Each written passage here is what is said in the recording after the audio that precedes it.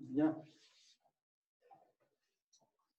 Donc, si on fait un petit bilan de ce qu'on a vu jusqu'à maintenant, on a fait d'abord des révisions, quelque part, sur la partie automate et langage. Donc une sous-classe de langage, et on va voir un petit peu plus les frontières de ça aujourd'hui. Et on a commencé à travailler avec ce qui va être le cœur de ce cours, c'est-à-dire les grammaires syntagmatiques et les langages associés.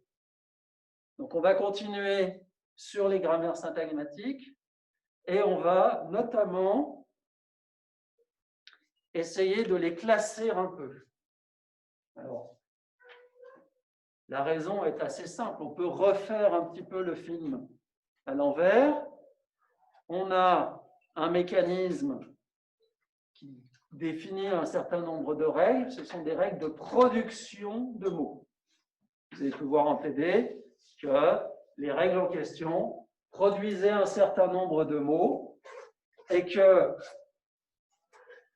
on pouvait espérer définir avec ce mécanisme-là un certain nombre de langages, c'est-à-dire qu'il faut trouver un ensemble de règles qui ne vont produire que ce qu'on veut et tout ce qu'on veut.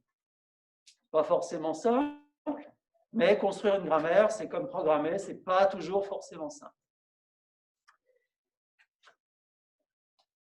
On va regarder maintenant un petit peu ce qu'on a comme objet. On a donc un objet qui permet de générer facilement des mots. Je vous l'ai dit, on se donne la grammaire syntagmatique, c'est-à-dire qu'il y a au moins un nom terminal à gauche, et on génère.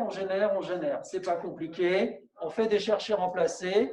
Dès qu'on a un mot qui n'est constitué que de symboles terminaux, on est content, on a un mot de plus, on s'en souvient, et on essaye d'autres règles à d'autres endroits pour essayer de générer autre chose. Ce qui fait que c'est un programme. Une grammaire, c'est un programme. Vous pouvez le programmer et vous pouvez obtenir un logiciel, enfin, un programme qui va simplement produire des mots. Vous mettez une grammaire dans le programme et il est capable de dire, dans cette grammaire-là, ce mot-là, ce mot-là, ce mot-là est générable. Et en fait, il génère, et c'est tout ce qu'il sait faire. Le seul problème, c'est que ce n'est pas ce qui nous intéresse. Ce qui nous intéresse effectivement, c'est plutôt le contraire.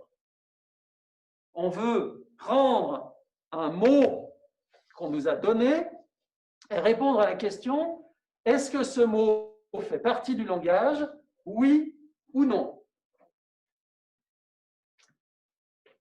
Éventuellement, si l'algorithme pouvait aussi nous dire comment il est construit, ce serait pas mal. Mais on n'a pas forcément cette exigence-là.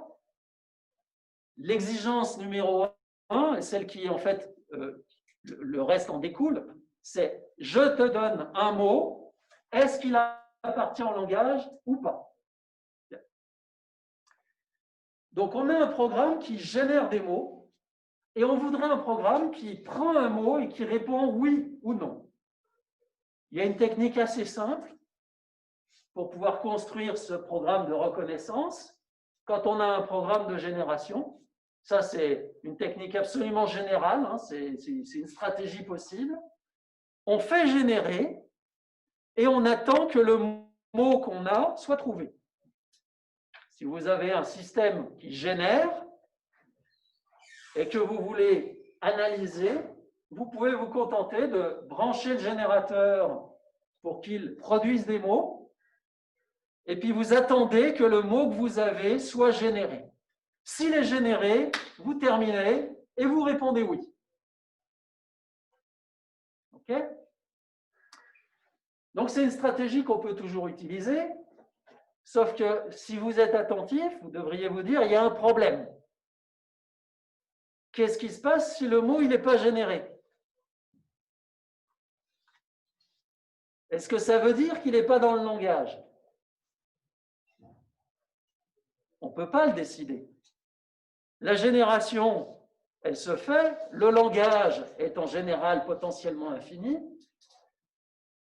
À aucun moment, vous ne pouvez décider que le mot ne fait pas partie du langage. Vous pouvez attendre un temps infini sans que le mot n'apparaisse. Et pourtant, il serait générable. Donc, vous pouvez attendre aussi longtemps que vous voulez. Vous n'avez pas la garantie que le mot apparaisse, même s'il est général. Ce qui signifie qu'en fait, on a ici un programme qui ne répond qu'à une moitié de la question. En fait, le problème, tel qu'il est posé là, le problème de savoir si un mot appartient à une grammaire pour laquelle on n'a absolument aucune contrainte, simplement une grammaire syntagmatique, eh bien, c'est un problème. Ce n'est pas le problème de l'algorithme. Hein. Il n'y a pas d'algorithme qui puisse décider. Ça n'existe pas. Tout ce qu'on peut faire, c'est générer et attendre que le mot arrive. Et dans ce cas-là, ça veut dire qu'on peut résoudre la moitié du problème, entre guillemets, c'est-à-dire uniquement le cas où c'est oui. On ne peut pas le dégénérer. Ah, ben oui, mais ça, le problème, c'est qu'avec les grammaires sans aucune contrainte, on n'a aucun moyen de contrôler l'espace des solutions, c'est-à-dire des mots, pour savoir à un moment qu'il n'y a plus besoin de chercher. Parce que c'est ça qu'il nous faut. Évidemment, je peux toujours dire, j'oublie la grammaire et j'essaye de faire un programme qui va avoir un critère. Et ce critère, il peut être simple. Est-ce que le mot est un mot doublé? Est-ce que c'est WW? Je n'ai pas besoin de mettre en œuvre, ce n'est pas un problème c'est pas un problème indécidable, ça. Vous lisez le mot, vous coupez en deux, vous regardez si les deux bouts sont les mêmes, c'est extrêmement facile. Mais on ne répond, je prendrai votre question, on ne répond à la question que pour un langage.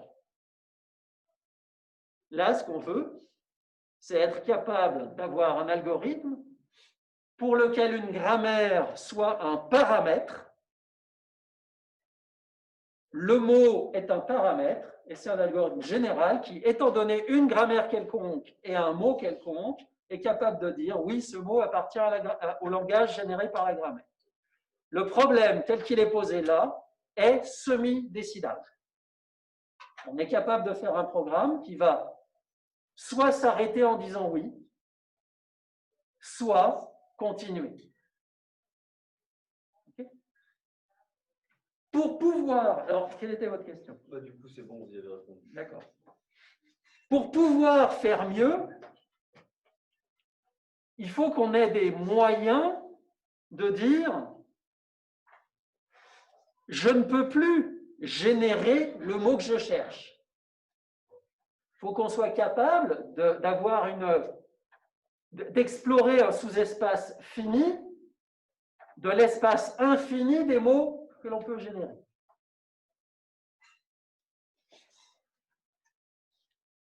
Du coup, comment est-ce qu'on va pouvoir restreindre la recherche, quelque part, d'un mot qui est comme ça?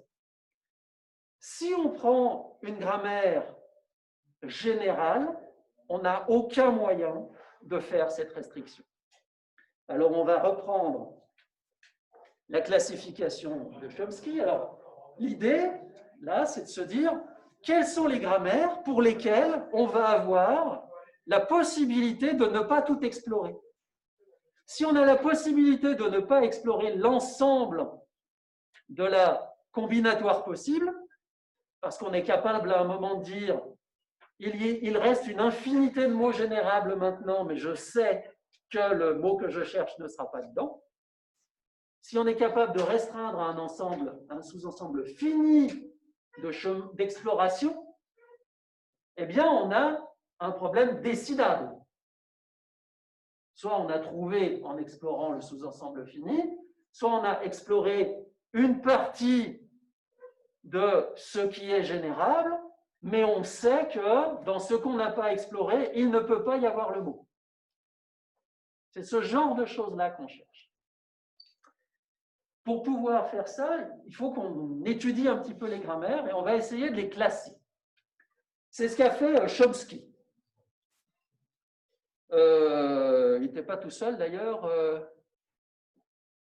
Bon, je vais peut-être dire une bêtise, mais il y avait un mathématicien aussi qui a travaillé sur cette classification. Je ne sais plus si c'est Schutzenberger ou... Je crois, je ne sais plus. Bref.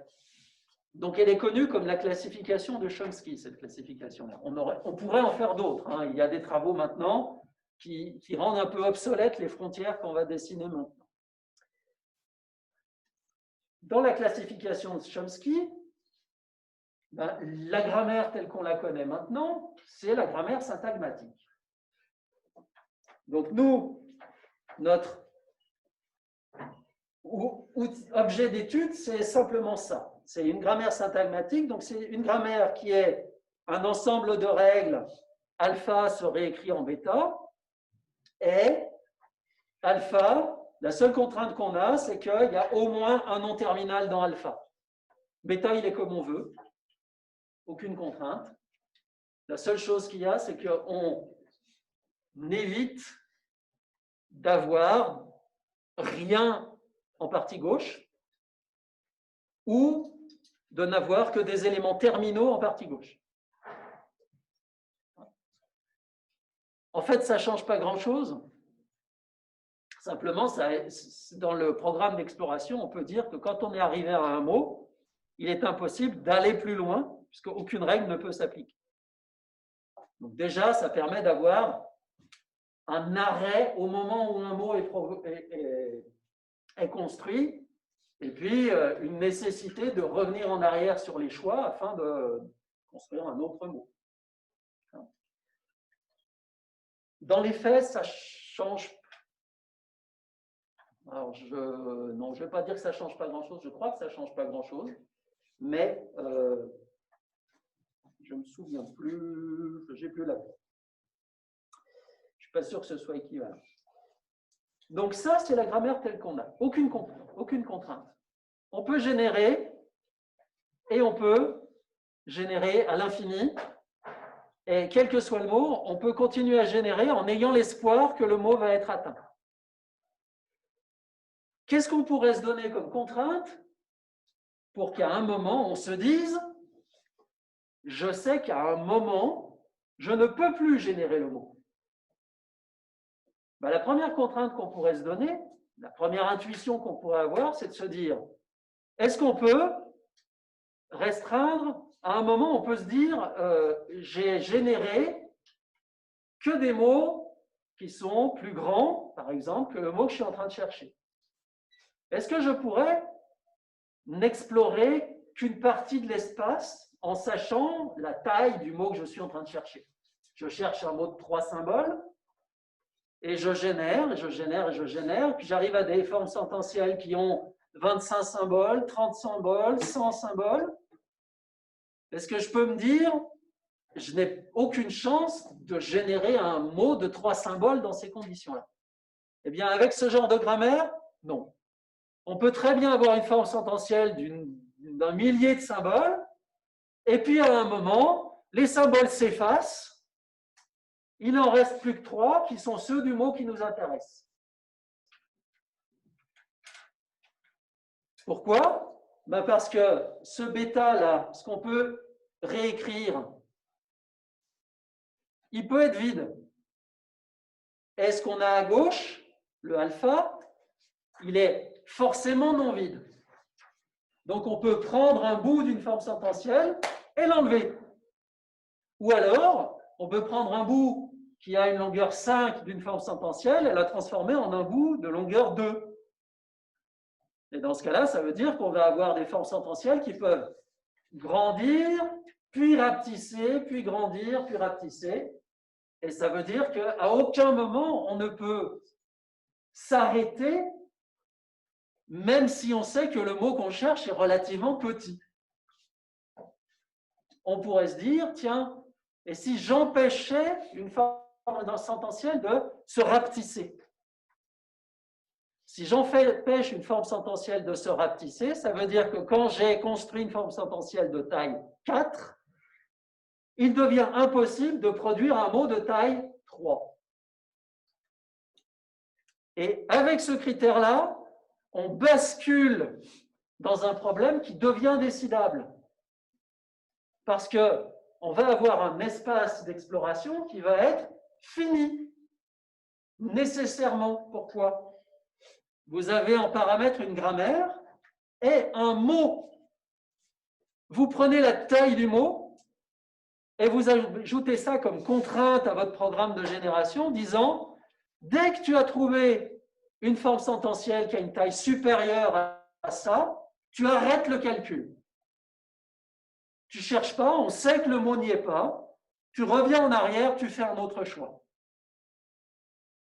C'est nécessairement fini, parce qu'une forme sententielle est construite à partir d'un vocabulaire, terminal et non terminal, et ces vocabulaires sont finis.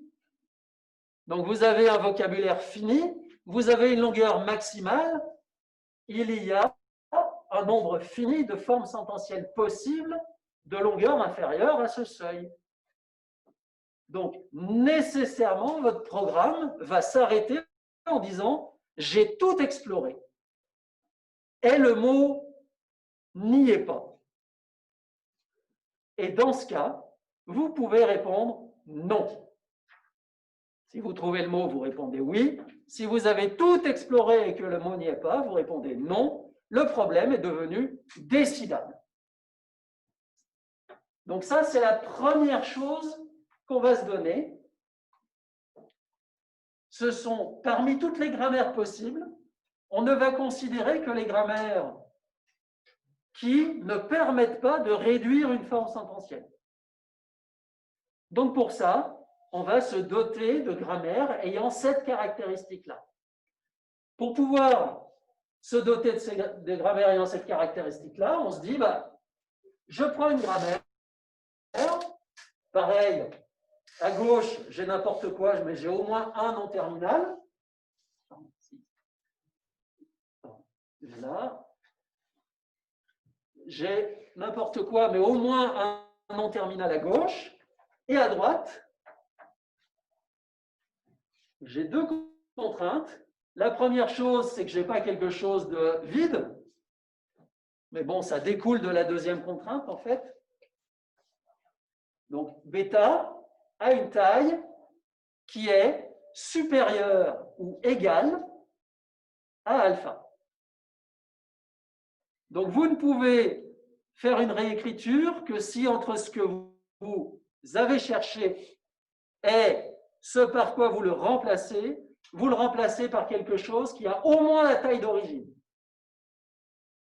Vous prenez X caractères, vous remettez au moins X caractères, la forme sententielle ne peut que grandir. OK ? Les grammaires sans aucune contrainte, dans la classification de Chomsky, ça s'appelle les grammaires de type 0.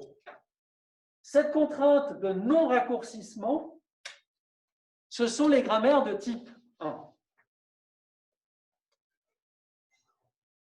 Il existe une autre forme de grammaire qui peut être intéressante, mais qui en fait produit exactement les mêmes langages. Il n'y a pas de langage qui puisse être décrit par une grammaire de type 1 et puis une grammaire sous contexte. Donc, ces grammaires, qu'on appelle sous contexte, elles ont une forme un petit peu spéciale. Toutes les règles de grammaire sont de la forme gamma, grand A, delta, et elles se transforment en gamma, bêta, delta. Donc, le gamma et le delta sont conservés. Et dans la grammaire, dans la règle, la seule chose qui change, c'est le grand A qu'on a là, qui se transforme en bêta. Et en fait, gamma et delta, ils ne sont pas bougés, mais ils sont présents, ce qui signifie que la règle ne peut s'appliquer que lorsque ils sont dans la forme sententielle autour du A. C'est une règle où gamma est un contexte gauche Delta est un contexte droit et ils peuvent être vus comme des conditions d'application de la règle grand A donne bêta. Les grammaires de type 1 peuvent se transformer en grammaires sous contexte. Et les grammaires sous contexte, vous pouvez vérifier qu'elles sont nécessairement des grammaires de type 1, puisque bêta est non vide. Donc vous avez enlevé un symbole, vous l'avez remplacé par au moins un symbole, c'est non raccourcisant. Donc ces deux types de grammaires, on discutera un petit peu de l'intérêt des deux, mais ces deux types de grammaire nous permettent simplement de nous rajouter une contrainte qui est les formes sententielles croissent, elles grandissent, et donc, quand on a dépassé la taille du mot qu'on cherche, on sait qu'on ne peut pas trouver et on peut arrêter le calcul. On a transformé un problème semi-décidable en un problème décidable.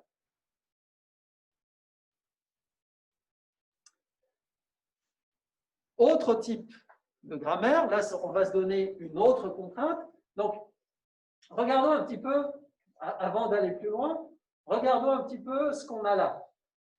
Ici, on s'est simplement rajouté la contrainte, dans les grammaires de type 1, on s'est simplement rajouté la contrainte, je ne peux pas faire rapetisser ma forme sententielle. Mais tout le reste, on peut le garder.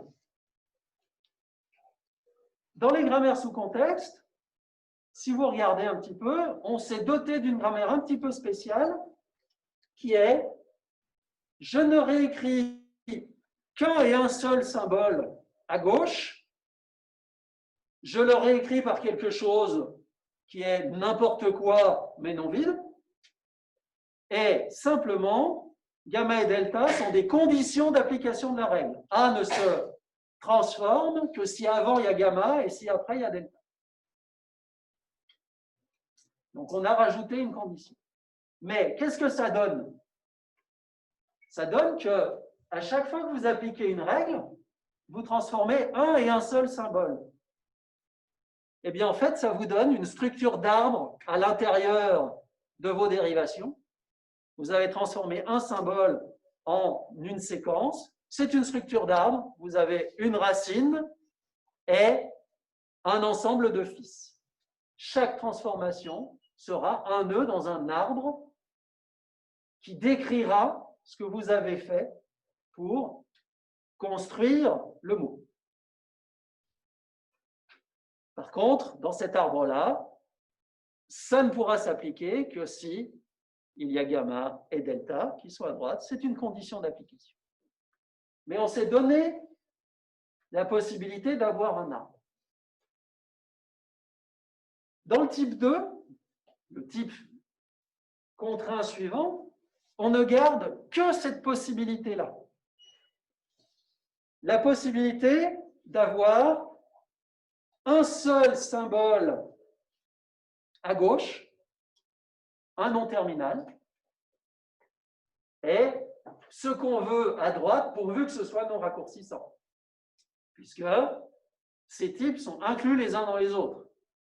Toutes les grammaires de type dérangeant, c'est l'ensemble des grammaires possibles. On a restreint cet ensemble en rajoutant une contrainte, on restreint de nouveau l'ensemble des types 1 en rajoutant une nouvelle contrainte qui est « je n'ai plus de contexte ».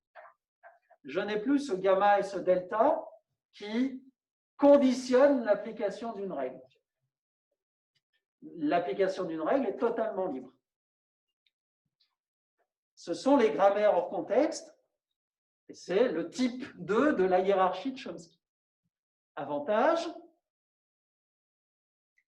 on a un arbre, puisque à chaque fois, on va prendre un symbole et le transformer en plusieurs.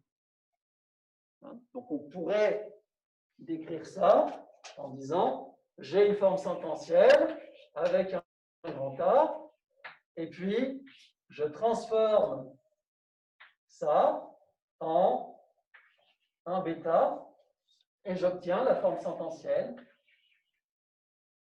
la même forme sententielle, et en fait, je ne peux absolument pas influencer avec cette règle-là Je ne peux absolument pas influencer ce qui est à gauche, ni ce qui est à droite, ni même lire ce qui est à gauche ou à droite pour tester si j'ai le droit d'appliquer.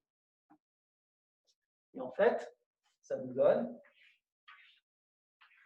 on pourrait le dessiner comme ça en disant, regardez, je prends cette forme sententielle, je prends le A, je le transforme en bêta.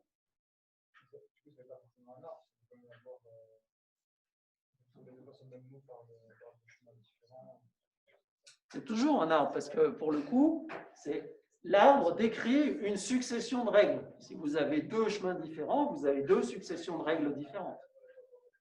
Donc c'est deux arbres.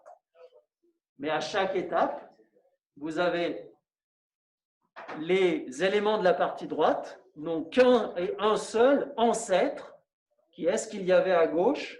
Ils viennent dans la forme sententielle parce que avant eux, il y avait un et un seul symbole dans la forme sententielle avant l'application de la règle. C'est la définition d'un arbre. Vous avez autant d'éléments que vous voulez, mais ils n'ont qu'un seul antécédent. Ce n'est pas la même chose que la grammaire que vous avez pu voir en TD, où vous aviez une règle d'échange. Rappelez-vous, une règle d'échange, vous aviez deux symboles au début et deux symboles à la fin. Vous ne pouvez pas dire que les deux symboles que vous avez à la fin proviennent d'un élément au début. C'est les deux qui ont été transformés en même temps. Donc, ce n'est pas un arbre.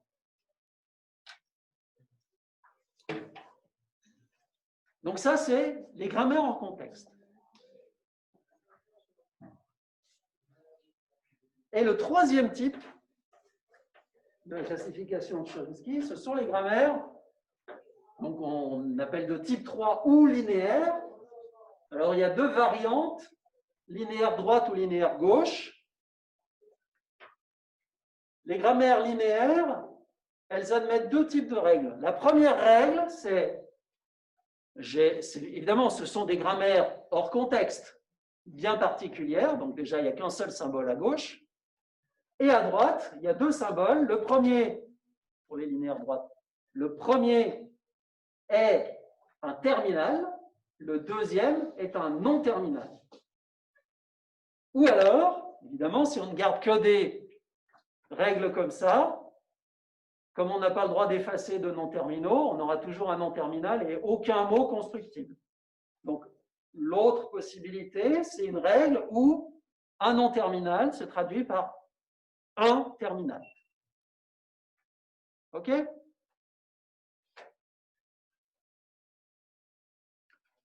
Ce sont les grammaires linéaires. Elles sont droites lorsque le symbole non terminal est à droite de la partie droite. Elles sont gauche lorsque le non terminal est à gauche, comme ici, de la partie droite.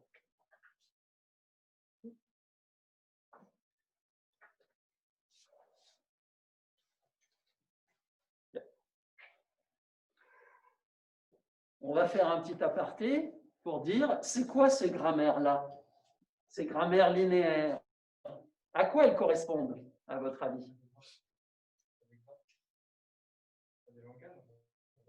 Oui, il y a des langages, mais pourquoi un graphe?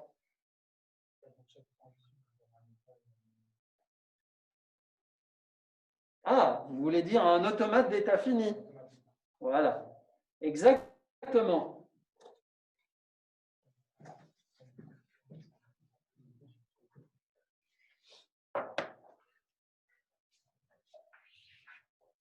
En fait, ces grammaires-là, rappelez-vous, chaque non terminal dans une grammaire définit un langage. De la même manière, dans un automate d'état fini, chaque état définit un langage. Donc, si vous avez une règle grand petit a grand B, on peut dire qu'il y a un langage grand A, vous allez le représenter par un état. Il y a un langage grand B, vous allez le représenter par un état. Et la règle, elle dit simplement, quand vous avez un mot grand A, ça peut être un mot qui est un petit a suivi d'un mot de grand B. Donc, quand vous êtes en train de construire un mot de grand A, vous pouvez lire un petit a, puis reconnaître un grand B. Ou alors, vous pouvez lire un petit a et vous arrêter. Toutes les règles sont traductibles comme cela. Et le résultat de la traduction, c'est un automate d'état fini. Ce qui fait que les grammaires linéaires droites sont équivalentes à un automate d'état fini. Parce qu'on peut construire un automate d'état fini à partir d'une grammaire linéaire droite. On peut construire une grammaire linéaire droite ou gauche à partir d'un automate d'état fini. C'est parfaitement équivalent. Vous avez donc un autre modèle de description des langages rationnels qui sont les grammaires linéaires droite ou gauche. Grammaire linéaire. On retombe sur nos pattes. On s'est donné une description différente de ce qu'on avait jusqu'à maintenant. Jusqu'à début de l'année, on avait des automates d'état fini pour définir les langages ou des expressions régulières. On avait montré que c'était équivalent. On avait montré aussi que ces langages-là étaient très bien dans le sens où il était très efficace de répondre à la question « est-ce que ça fait du langage ?» Et on avait montré qu'il ne permettait pas de capturer certains langages. Eh bien, on est en train de se rendre compte qu'on s'est donné un formalisme des grammaires qui semblait plus compliqué, mais qu'en se donnant des contraintes qui ne sont pas extrêmes, on retombe sur des grammaires qui ne peuvent produire que des langages réguliers ou rationnels, c'est la même chose. Et on s'est donc doté d'un outil qui permet de faire ce qu'on savait faire avant. Le type 3 correspond au modèle de grammaire suffisant pour produire la description d'un langage rationnel qu'auparavant vous ne saviez décrire que via une expression régulière ou un automate. Maintenant, vous avez 3 modes de description pour ces langages-là. Du coup, vous devriez vous dire assez rapidement, oui, mais la semaine passée, on a vu un langage qui s'appelle ANBM et on nous a dit que ce n'était pas, on a montré d'ailleurs, ce n'est pas un langage rationnel. Eh bien, vous ne pourrez pas écrire de grammaire linéaire qui décrive ANBM. Donc ANBM nécessitera l'utilisation d'une grammaire qui sera soit de type 2, soit de type 1, soit de type 0. Et l'idée sera toujours d'essayer de trouver le type le plus simple possible qui décrit votre langage. ANBM, ce n'est pas hyper compliqué, je crois qu'on a fait une grammaire déjà. Hein. C'est S donne A, S, B ou epsilon. C'est quoi comme grammaire, ça? C'est du type 2. Il n'y a qu'un et un seul symbole à gauche des 2 règles.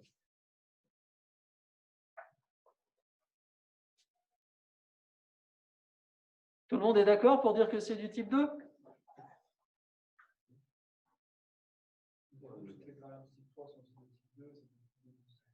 Toutes les grammaires de type 3 sont de type 2, toutes les grammaires de type 2 sont de type 1, toutes les grammaires de type 1 sont de type 0, puisqu'à chaque fois, on a rajouté une contrainte. Alors, si vous prenez les définitions qui sont là, elle n'est pas type 2.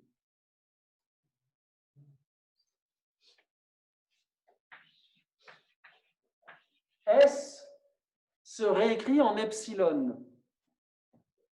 Est-ce que ça satisfait la contrainte de type 2?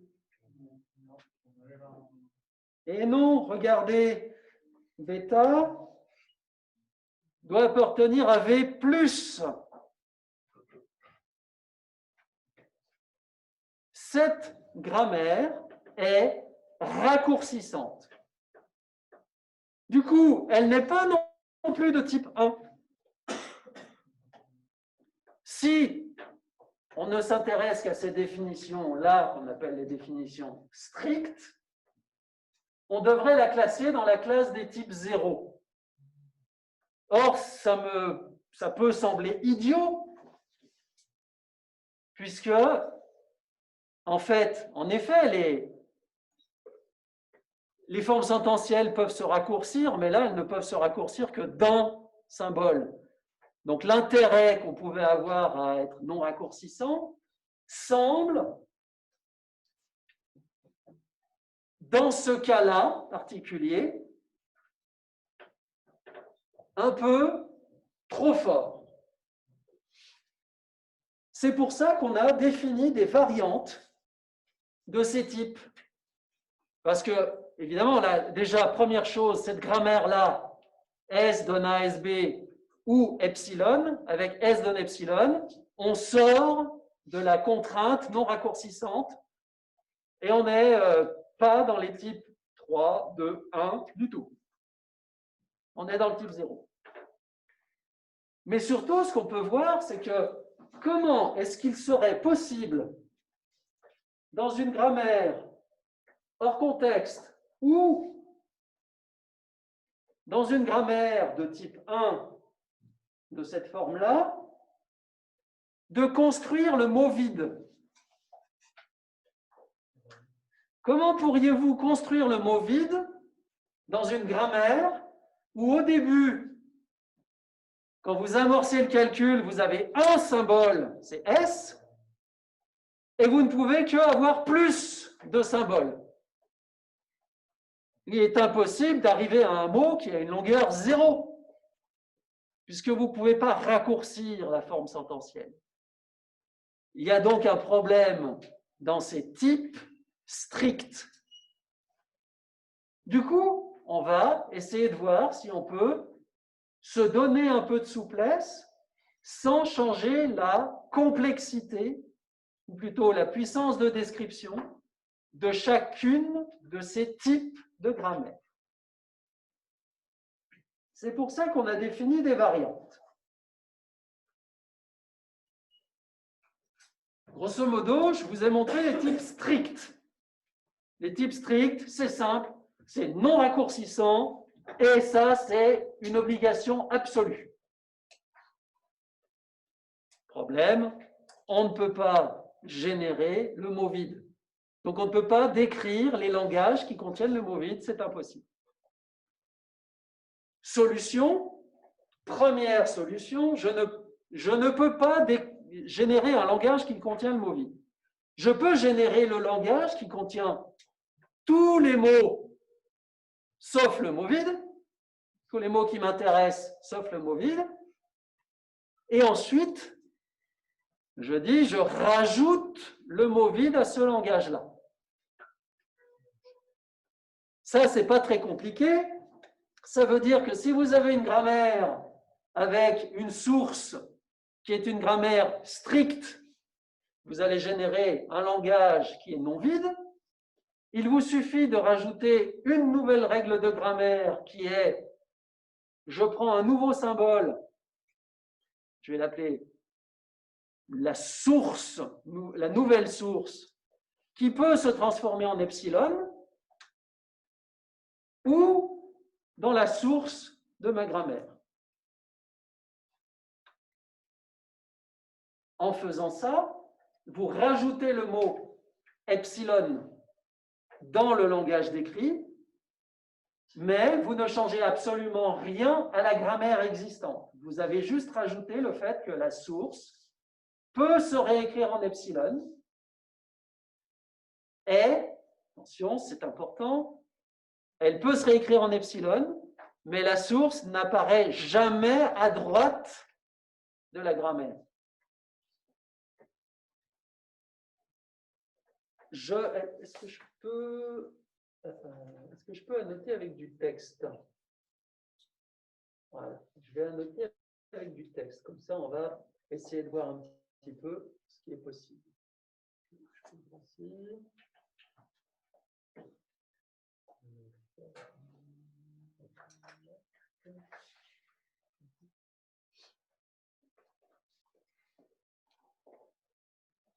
Bien. Donc, je suppose que j'ai une grammaire. X serait écrit en quelque chose.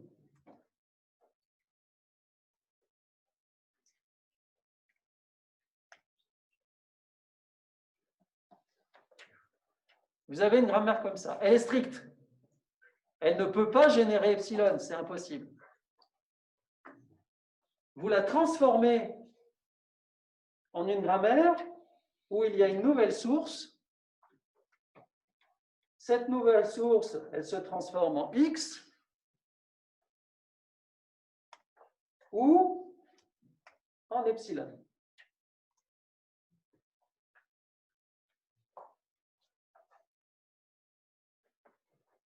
On n'est plus, en faisant ça, on n'est plus dans le modèle d'une grammaire stricte, puisque vous avez S d'un epsilon qui est raccourcissante. Mais ce n'est pas grave, puisque le seul moment où vous pouvez utiliser une règle raccourcissante, c'est au début. Soit vous avez S tout seul et vous l'effacez, soit vous avez S et vous le transformez dans ce X, et vous ne pouvez plus effacer de S. Vous ne pouvez plus effacer quoi que ce soit, puisque le S ne réapparaît jamais. Et pour qu'il ne réapparaisse jamais, il faut, et il suffit, qu'il ne soit jamais en partie droite de règle. C'est-à-dire qu'aucun symbole ne produit cet élément qui peut s'effacer. Ça ne peut rien impliquer de grave au niveau du calcul, si on fait ça. Tout ce qu'on faisait auparavant, on continue à le faire, c'est ce qui se passe dans le cas où on n'utilise pas l'effacement de S. Et si on a le mot vide, on se contente de regarder si S peut s'effacer, et c'est la première opération qu'on peut faire. Donc on ne change rien, enfin on ne change pas grand-chose à la procédure de reconnaissance. Soit le mot est vide, et dans ce cas-là, je regarde si S serait écrit en epsilon, soit il est non vide, et dans ce cas-là, je sais qu'il ne se réécrit pas en epsilon, et je ne vais avoir que des séquences qui ne peuvent pas, enfin, strictement non raccourcissantes, et dans ce cas-là, je vais continuer à faire mon exploration comme avant. Je n'ai pas cassé la contrainte en pratique. Cette stratégie-là, ça s'appelle l'extension.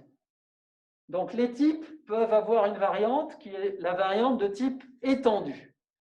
Un type est étendu lorsque S d'un epsilon est autorisé, mais ce S-là, alors c'est S majuscule, ne peut pas apparaître en partie droite de règle. C'est-à-dire qu'il est là au début, il peut s'effacer, mais dès que vous avez appliqué une règle, il n'est plus là, puisque aucune règle ne produit de S. La première règle qu'on applique va l'effacer et il ne réapparaîtra plus. Quand on a une grammaire comme ça, c'est une grammaire de type étendu. L'autre solution, c'est d'autoriser l'effacement généralisé, c'est-à-dire qu'on va autoriser tous les symboles à s'effacer. Ça veut dire que on va pouvoir autoriser grand A à se réécrire en epsilon, et ce, même si A n'est pas la source. Et ça, on peut l'autoriser pour tous les symboles. Ça, c'est la généralisation. Il faudra faire attention. Parfois, généraliser ne sera pas grave. Parfois, généraliser sera grave. On en reparlera.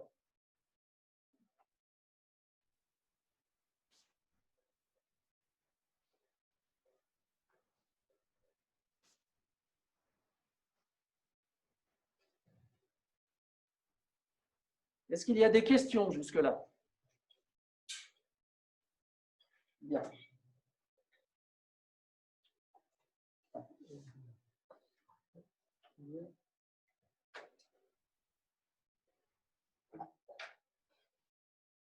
Du coup, si on se donne ces nouvelles variantes, qu'est-ce qui se passe si jamais on autorise l'effacement généralisé dans les grammaires sous contexte?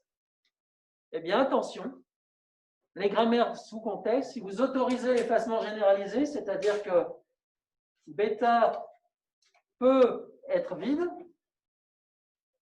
eh bien, là, pour le coup, c'est fini. Vous n'êtes plus en type 1. Vous retombez dans le type 0 et vous avez perdu tout l'intérêt du sous-contexte. Donc, c'est là qu'il faut faire attention quand je vous dis, attention, quand vous généralisez, parfois, ça va trop loin. Parfois, on reste dans le bon type, parfois, on en sort. Quand on est en type 1, en sous-contexte, et qu'on généralise, eh bien, on retombe en type 0.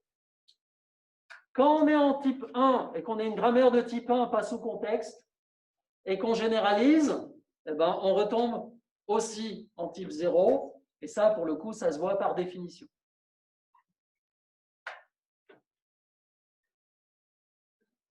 Par contre, quand on est en type 1, donc on ne peut pas généraliser, mais on peut étendre.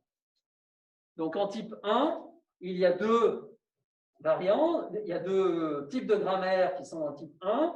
La grammaire de type 1 étendue, donc c'est la même contrainte qu'auparavant, qui est ici. Ou alors, on a la contrainte d'extension. S peut se réécrire en epsilon, mais dans ce cas-là, il n'apparaît pas en partie droite de règle. Pareil pour le sous-contexte étendu, on a la même contrainte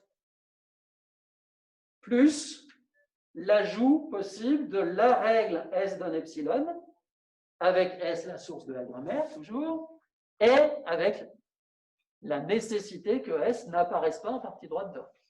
Donc on peut étendre le type 1 et rester dans le type 1. Quand on fait ça, on ne casse pas la motivation du type 1.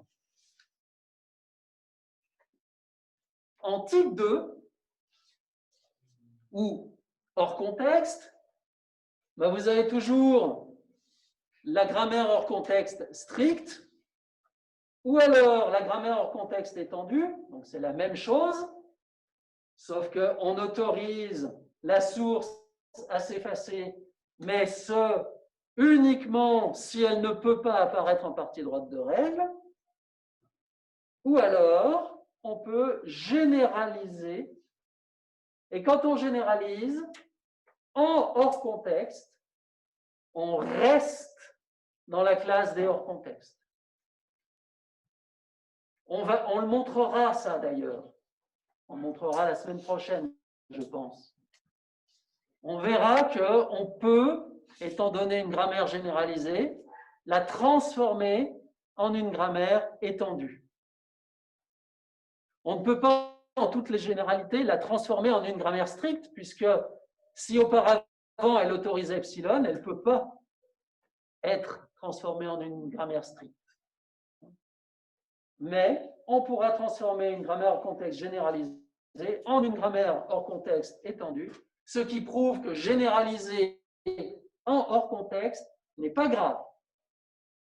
Et c'est intéressant puisque la grammaire que je vous ai écrite ici, toute simple, S donne A, SB ou epsilon, est une grammaire généralisée, puisque certes, il y a S donne epsilon et S est bien la source, mais comme elle apparaît en partie droite, je ne suis pas dans une grammaire étendue.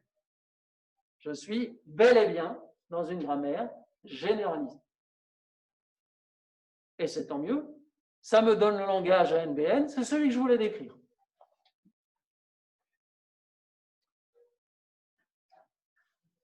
Pour ce qui est des grammaires linéaires, l'extension se fait de la même manière. Donc, on définit ça en disant bah, c'est une grammaire linéaire normale, et puis il y a possiblement S donne epsilon, et S n'apparaît pas en partie droite. Mais quand on la généralise, on va la définir un peu différemment. La généralisation, ça va être, au lieu d'avoir, alors j'ai toujours un symbole à gauche, c'est une grammaire hors contexte, un type 3, j'ai un et un seul symbole à droite, symbole non terminal à droite, et au lieu d'avoir un symbole terminal, je peux avoir n'importe quel mot, y compris un mot vide. Ou alors, c'est une règle où il n'y a pas de symbole non terminal à droite, c'est une règle terminale quelque part, et dans ce cas-là, je peux générer un mot W terminal, y compris le mot vide. Donc là, il y a de l'effacement, puisque je peux avoir un mot vide, mais ce n'est pas grave non plus.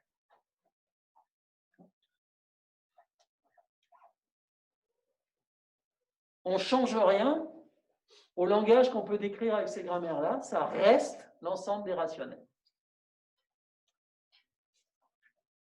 Du coup,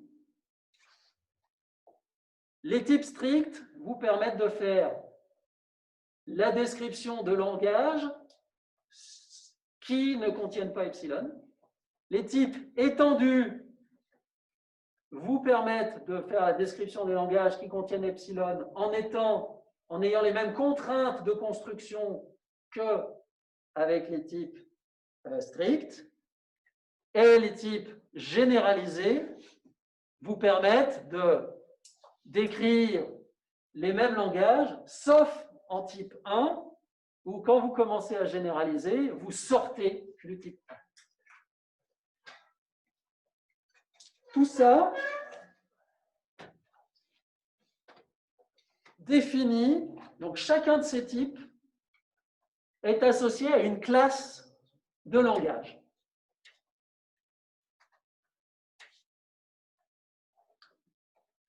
Alors, ça pique un peu les yeux.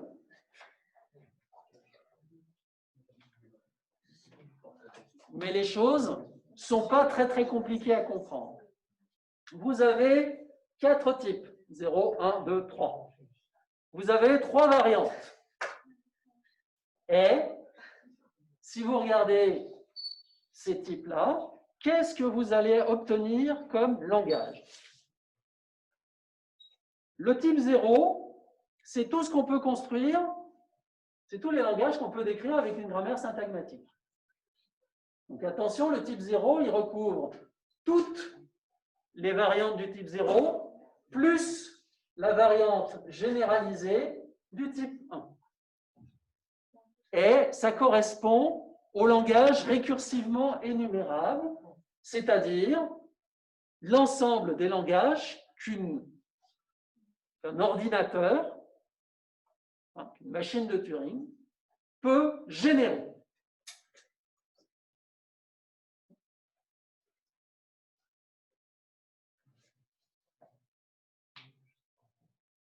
Le type 1 correspond, alors uniquement dans sa variante stricte et étendue, correspond à une classe de langage qui est une sous-classe des récursivement énumérables. En fait, les récursivement énumérables, c'est tout ce que vous pouvez produire avec un ordinateur.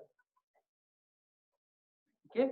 À l'intérieur de ça, il y a ceux qui sont sous contexte.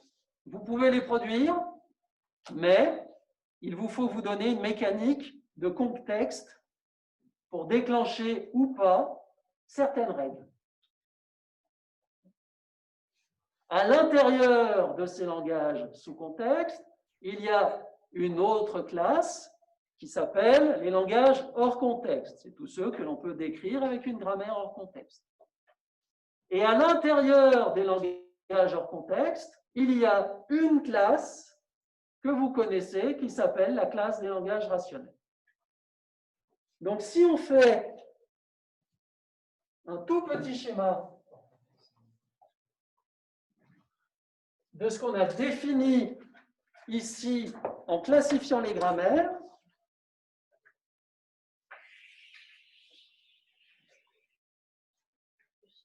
il y a l'ensemble de tout ce que vous pouvez décrire avec un ordinateur. C'est tout ce qui peut être produit via une grammaire syntagmatique. À l'intérieur de ça, il y a des langages que vous pouvez décrire en utilisant le non-raccourcissement. Et, ou plutôt, une grammaire sous contexte. À l'intérieur de ça, vous avez tout ce que vous pouvez décrire en utilisant une grammaire qui n'a qu'un seul symbole à gauche, une grammaire hors contexte. Donc, vous vous privez de potentialité de contrôle, en fait.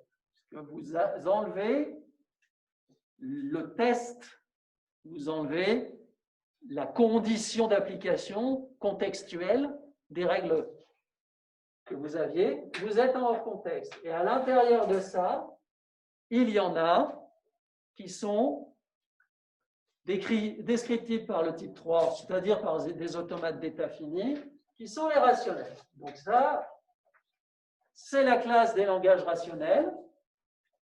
Ça, c'est la classe des langages hors contexte. Ça, c'est la classe des langages sous contexte. Et ça, c'est la classe des langages récursivement énumérables.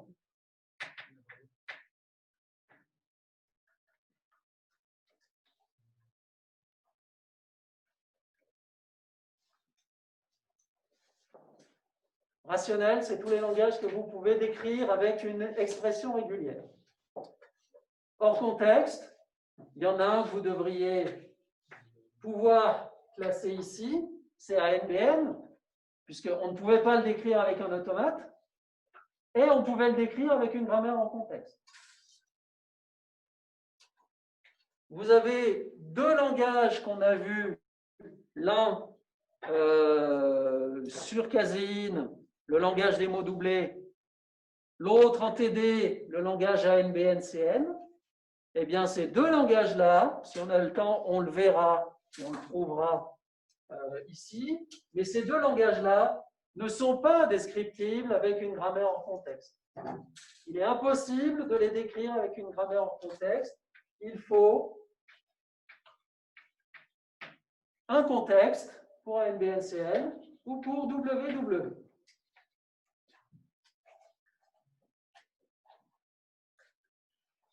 Et les autres, les récursivement énumérables, en fait, quelque part, c'est l'univers des langages que l'on peut gérer avec un ordinateur, que l'on peut produire avec un ordinateur, et qui nous intéresse moyennement.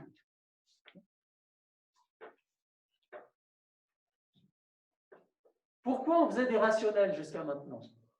Parce que faire l'analyse, c'est-à-dire décider si un mot appartient au langage ou pas, c'était extrêmement rapide. Ça ne dépendait que de la longueur de W. Que la longueur du mot à retrouver, c'était linéaire. Donc on sait que quand on est dans cet ensemble-là, c'est extrêmement rapide, c'est linéaire. On verra plusieurs algorithmes d'analyse des grammaires en contexte. Le coût théorique d'un algorithme général permettant d'analyser n'importe quelle grammaire en contexte est de l'ordre de n, longueur du mot, au cube. Donc on passe de n à n au cube en passant de rationnel à hors contexte.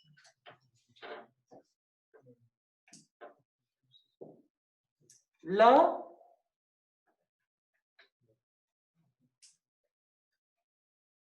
je ne sais plus quel est le... Je crois que c'est exponentiel, mais j'en ai... Il faudrait que je le vérifie. Donc, vous voyez un petit peu la raison d'être. Et puis là, je vous rappelle que le problème était semi-décidable. Donc là, on est dans l'ensemble des décidables. décidable avec un coût linéaire, décidable avec un coût qui est le cube de la longueur du mot, et décidable avec un coût qui est une puissance de la longueur du mot.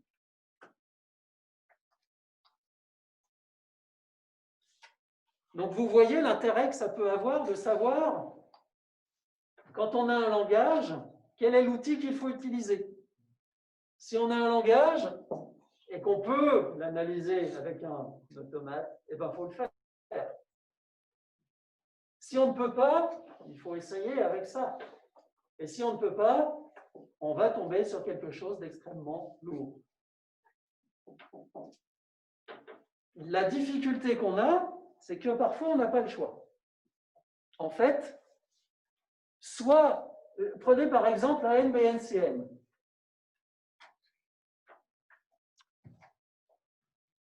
Eh bien, si vous prenez une langue naturelle, une langue, pas un langage, vous avez des constructions de la forme à NBNCN. C'est ce que vous pouvez avoir, par exemple, avec le chat, le chien et le serpent, a bu, a mangé, a mordu, le lait, l'os, l'oiseau. Et on peut l'écrire. Et un être humain saura l'analyser. Et en fait, c'est une forme AN, BN, CN. 3 sujets, 3 verbes, 3 compléments. WW, c'est... Alors, il y a des exemples dans les langues naturelles qui utilisent le doublement des mots. Par exemple, en indonésien ou malais, on utilise ce doublement des mots pour faire le pluriel. Donc, orang, un homme, orang-orang, les hommes. Donc, on double et ça donne le pluriel.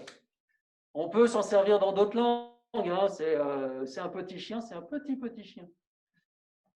Ça existe. En français, ce n'est pas pour le pluriel. C'est pour la minimisation. C'est un chien-chien. Alors, ce sont des exemples un peu tirés par les cheveux parce qu'à chaque fois, c'est un mot lexical. On pourrait très bien dire qu'on a le droit de le doubler et on ne se pose aucune question. Si vous prenez le langage C, dans sa définition stricte, il contient ce langage. Parce que quand vous déclarez une entête de fonction, par exemple dans votre point H, et que vous utilisez l'entête de fonction pour, dans votre point C, la réaliser, eh bien C, dans sa définition, stipule que les deux entêtes doivent être totalement identiques. Et là, pour le coup, on est sur des mots qui sont arbitrairement longs. Vous pouvez avoir autant de paramètres que vous voulez sur les éléments, mais il se trouve qu'en C, si dans l'entête, dans le point H, vous avez dit que le premier paramètre était un entier qui s'appelait A, que le deuxième était un quart et qui s'appelait B, vous n'avez pas le droit de définir votre fonction en disant c'est un int qui s'appelle C et un quart qui s'appelle D. Pour lui, l'ensemble de la déclaration doit être répété tel que. Donc, il y a WW à l'intérieur du langage C. Évidemment, je vous garantis qu'aucun compilateur n'est écrit avec une grammaire sous contexte qui nous permet de décrire WW. Ils sont tous écrits avec une grammaire hors contexte qui accepte des programmes où la déclaration et la définition ne sont pas écrites de la même manière. Donc, syntaxiquement parlant, il va dire ça fait partie du langage. Et après, une fois qu'on a dit ça fait partie du langage, va y avoir une petite procédure qui va se rajouter disant oui, d'accord, mais non. Ok, d'accord, tu m'as écrit une déclaration, tu m'as écrit un autre truc, mais là et là, elles ont le même nom, et donc je veux qu'elles soient exactement les mêmes. Et ce n'est pas fait avec la syntaxe. Syntaxiquement, les grammaires du langage C acceptent des programmes qui sont faux d'après la spécification du langage C. Ils les acceptent et c'est après, alors on donne le nom pompeux de phase après la syntaxe et la sémantique. En fait, après la syntaxe, on rattrape ce qu'on a accepté et qu'il ne fallait pas. Donc on reste, autant que faire se peut, dans la classe des langages hors contexte. Ça va être la classe qui nous intéressera le plus. Que ce soit en traitement des langues, il y a eu des systèmes qui travaillaient sur des choses qui allaient plus loin que le hors contexte, mais la plupart du temps, les gens essayaient de se baser sur une grammaire hors contexte, de surgénérer, c'est-à-dire d'accepter des mots qui n'étaient pas corrects, et puis de faire quelque chose après. Donc la stratégie est la même. Nous, ce qui va nous intéresser maintenant, et je vais en terminer très bientôt, ce sont les grammaires hors contexte. Donc on va évacuer les grammaires qu'on a vues jusqu'à maintenant qui permettent de générer WW et ANBNCN. Celles-là, on les évacue et on ne va plus les on reviendra peut-être dessus un petit peu, mais ce n'est pas l'objet principal du cours. Donc on va s'intéresser maintenant aux grammaires hors contexte. Je vous l'ai dit, on va essayer de trouver un algorithme qui, pour ces grammaires-là, va pouvoir décider, étant donné une grammaire et un mot, si le mot appartient au langage décrit par la grammaire ou pas. On va voir, dès la semaine prochaine, on va commencer à jouer avec un premier algorithme qui fait ça pour toutes les grammaires hors contexte. Le coût, ce sera n au cube. N au cube, c'est beaucoup. Imaginez que vous utilisiez un algorithme de coût n au cube. N, c'est la longueur de ce que vous êtes en train d'analyser. Et imaginez que vous lui passez un programme qui fait 10 000 lignes.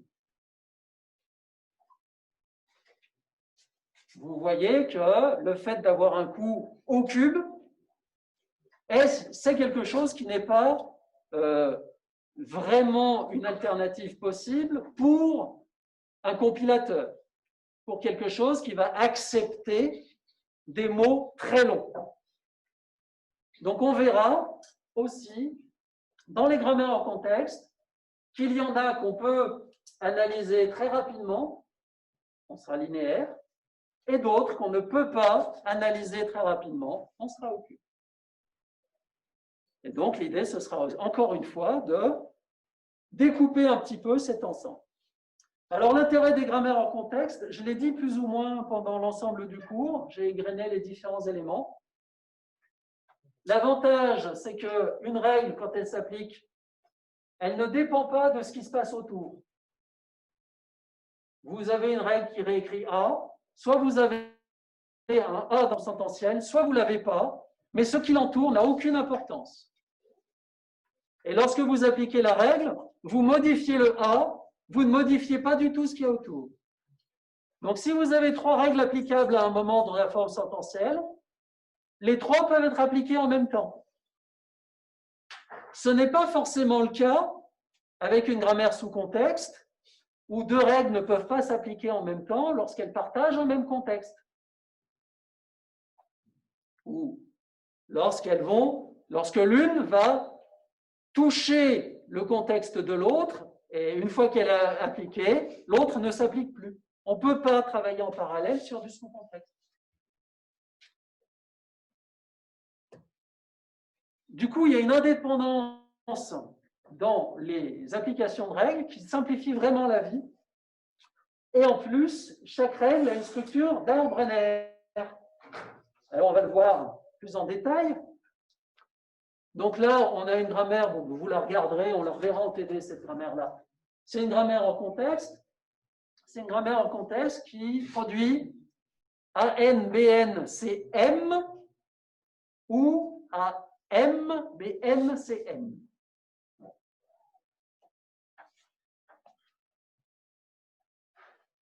Cette grammaire, elle définit un certain nombre de choses. Dans cette grammaire, il y a des arbres unitaires qui sont définis. En fait, chaque règle peut être vue comme un morceau d'arbre.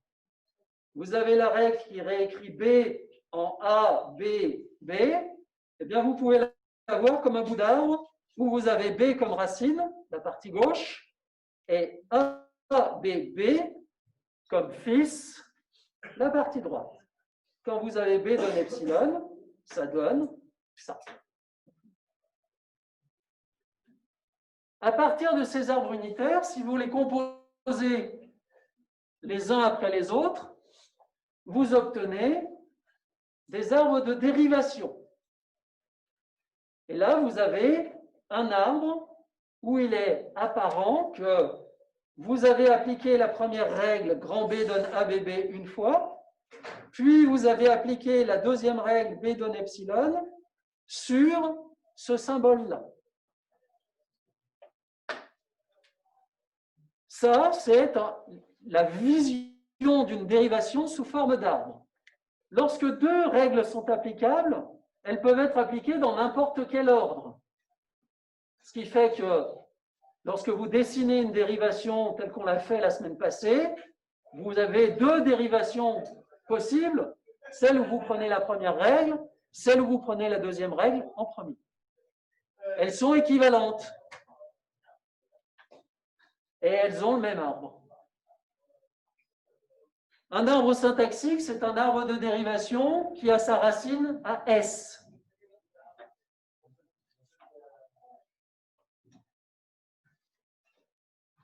Ah, il me manque un, il n'est pas tout à fait bon. L'ambiguïté, ah oui, c'est là que j'ai un problème.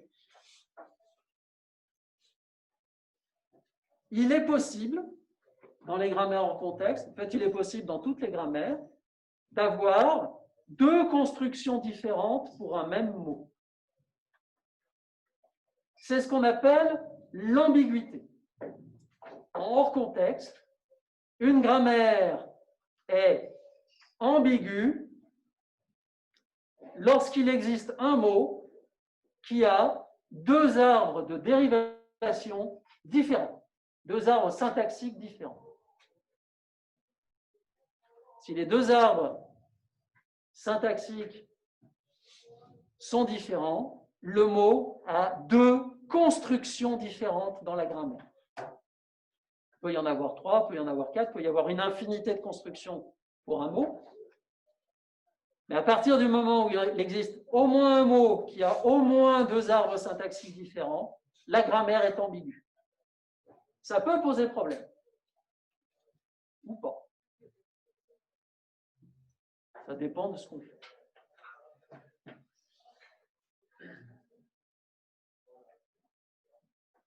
Est-ce qu'il y a des questions? Je pense qu'il est temps qu'on s'arrête.